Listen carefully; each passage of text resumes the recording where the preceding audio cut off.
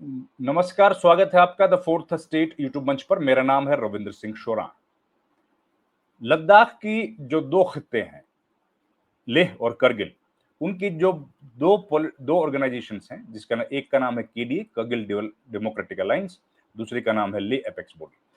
उसमें से ले एपेक्स बॉडी ने आज एक बेहद महत्वपूर्ण प्रेस कॉन्फ्रेंस की और प्रेस कॉन्फ्रेंस करके केंद्र सरकार को एक कड़ा संदेश दिया। कड़ा संदेश जिसमें उन्होंने कहा कि वो सरकार के साथ अब किसी भी बातचीत का हिस्सा तब तक नहीं बनेंगे जब तक सरकार ने जो आरोप लगाए हैं वो सिद्ध नहीं होते या सरकार उनसे पीछे नहीं हटती।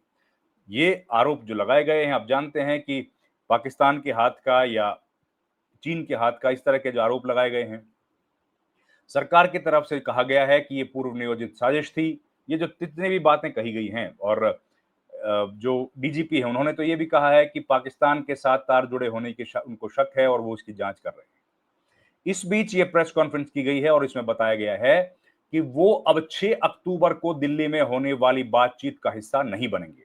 साथ ही उन्होंने एपेक्स बॉडी के लीडर्स ने, जिनमें तुपसंग शवांग थे और शवांग दोरजे, उन्होंने ये बताया है कि वो अब बातचीत का हिस्सा नहीं बनेंगे और उनको उम्मीद है कि केडीए भी बातचीत का हिस्सा नहीं होगी। तो ये बड़ी डेवलपमेंट है इस वक्त की, ये बड़ी खबर है कि जिस बातचीत का इंतजार लद्दाख के लोग लंबे अरसे से कर रहे थे, अब वो बातचीत नहीं होगी। लेकिन क्यों नहीं होगी, उसका कारण है। उसका कारण है कि जो हिंसा हुई है, हिंसा हुई जिसमें 4 लोगों का दुखद जो है मृत्यु हो गई, उनको गोली लगी। उसके पहले एक वायलेंस हुई थी, वायलेंस के बाद गोलियां चली, गोलियों में 4 लोगों की मृत्यु हो गई। और उसके बाद से जो हालात तनावपूर्ण हैं, और उसके बाद सोनम वांगचुक को यहां से लेके गए और अभी उनको सेंट्रल जेल में रखा गया है। खबरों के मुताबिक उनको डिटेन किया गया है या उनको अरेस्ट किया गया है, इसमें बड़ी कंफ्यूजन है। लेकिन सोनम वांगचुक की पत्नी का कहना है कि उनको बताया गया था कि उनको डिटेन किया गया है। तो ये खबरें जो आ रही हैं, इस बीच जिस तरह के आरोप लगाए गए हैं कि इस पूरे जो घटनाक्रम है, अनशन है, इसके तार कहीं पाकिस्तान के साथ जुड़े हैं, ये तमाम बातें सामने आते हुए अब ये लग रहा है कि ये जो पूरी बातचीत चल रही थी, जिसके कुछ राउंड्स हो भी गए थे, अब ये बातचीत आगे बढ़ती हुई नहीं लग रही है। असल में आप जानते हैं लद्दाख की मांगे क्या हैं, लद्दाख जिन मांगों को लेकर आगे बढ़ रहा है, अब उन तमाम बातों पर सवालिया निशान खड़े हो गए हैं कि आगे आखिर अब बातचीत कैसे बढ़ेगी। क्योंकि लद्दाख के जो नेता हैं, लद्दाख के लीडर्स ने स्पष्ट तौर पर कह दिया है कि जब तक इन एलिगेशंस पर सरकार सफाई पेश नहीं करती है, विड्रॉ नहीं करती है, तब तक बातचीत आगे नहीं होगी। और ये एक बहुत बड़ी इस वक्त की खबर है। अब सवाल ये उठ रहा है कि इस तरह की जो बातें सरकार ने कही हैं, उनको कोरोबोरेट करने के लिए अभी तक सरकार की तरफ से कोई एविडेंसेस पब्लिक में नहीं दिए गए हैं। सोनम वांगचुक को अरेस्ट किया गया और उनको भेज दिया गया है जेल में। जेल में कहा, जेल में आप जानते हैं कि उनको भेजा गया है सेंट्रल जेल जोधपुर।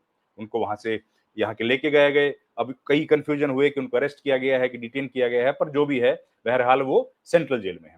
इस बीच जो नेता हैं और साथ ही कई लोगों की गिरफ्तारियां हुई हैं, कई लोगों को अरेस्ट किया गया है कि जिनमें से कई लोग पुलिस कस्टडी में हैं, कई लोग उनमें से पुलिस कस्टडी में हैं, कई लोग जुडिशियल कस्टडी में हैं। तो कुल मिला के जो माहौल है वो बहुत तनावपूर्ण है इस वक्त।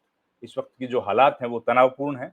और ऐसे में ये खबर आना कि अब लद्दाख के जो लेह खित्ते के लोग हैं, उन्होंने स्पष्ट कह दिया है कि अब वो बातचीत का हिस्सा नहीं बनेंगे, तो ये सरकार के ऊपर कहीं ना कहीं दबाव बनाने वाला है।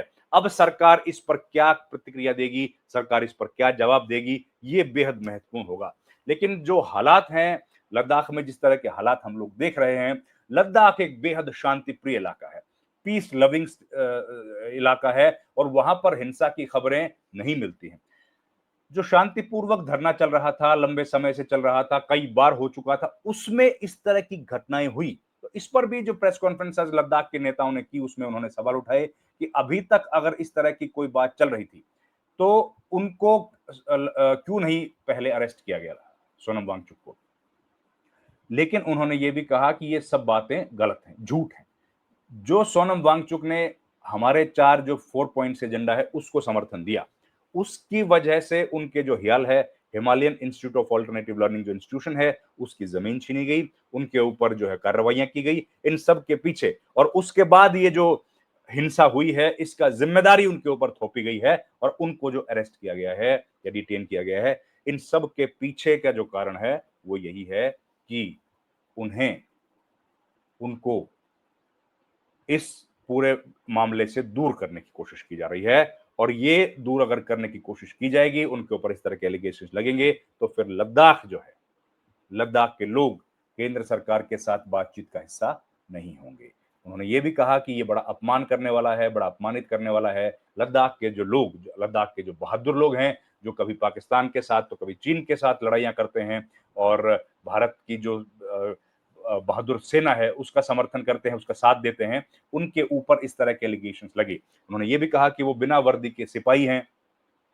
तो ये जो घटनाक्रम हो रहा है, इसके पीछे की राजनीति, इसके पीछे की हकीकत आप जानते हैं कि लंबे समय से लद्दाख के लोग एजिटेट कर रहे हैं, लद्दाख में एक एजिटेशन चल रहा है। सरकार की तरफ से बार-बार ये कहा गया कि उनकी मांगें मानी जाएँगी, उसके लिए कमेटियाँ बनाई गई, लेकिन लद्दाख के लोग अब भी गुस्सा हैं, उनको अभी भी ये कहना है कि उनकी बातें नहीं स्वीकार की गई, उनकी बातें नहीं मानी गई।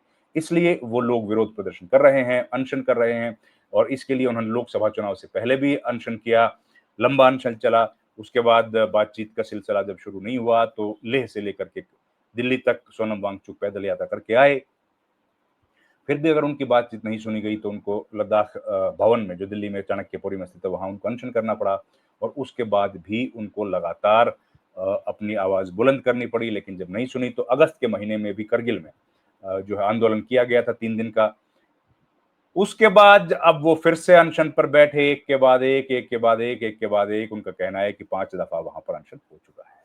और इस तरह की जब घटनाक्रम हो, तनावपूर्ण स्थितियाँ हों, वहाँ पर जो युवक हैं वो लंबे समय से नौकरी की मांग कर रहे हैं, उनको नौकरियाँ नहीं मिल रही हैं, तो एक अलग किस्म का प्रेशर वहाँ के जो नेता हैं, उनके ऊपर भी है और वो सरकार से बातचीत कर रहे हैं, लगातार बात करना चाहते हैं, पर सरकार ने जो है बातचीत का समय इस बरस में केवल 2 दफ़ा बातचीत हुई है। मई के महीने में आखिरी बार बात हुई थी सरकार से और उसके पहले जनवरी के महीने में बातचीत हुई थी। तो अब लोगों का जो है ये कहना है कि भई बातचीत कम से कम की जानी चाहिए।